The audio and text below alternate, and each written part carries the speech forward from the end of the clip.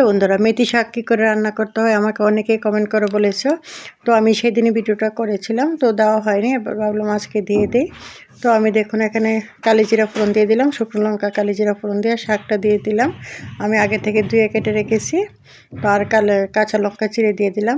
একদম সহজেই হয়ে গেল, একদম 5 মিনিটে আমার রান্নাটা হয়ে গেল। দেখো, তো একটু ভেজে নিলাম সবজিটা, শাকটা হালকা 1 চামচ জল দিয়ে দিয়েছি যাতে একটু নরম হয়ে যায়।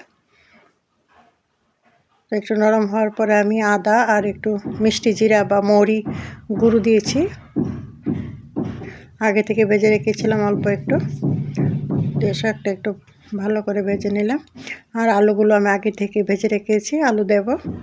আলু না দিলে শাকটা কিন্তু ভালো লাগবে না, তাই আমি আগে থেকে ভেজে রেখেছি।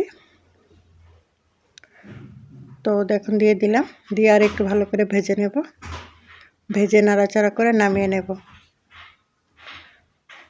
একদম সহজ পদ্ধতিতে হয়ে গেল, খেতে কিন্তু অসাধারণ লাগলো, খুবই ভালো লাগলো। আমি খেয়েছি, আপনারা সেদিন বলেছিলেন কমেন্ট করে, তখনই বানালাম আমি। তো আমার রান্নাটা আপনাদের মতো হয়েছে কিনা একটু কমেন্ট করে জানাবেন, তো প্লিজ অনুরোধ রইল।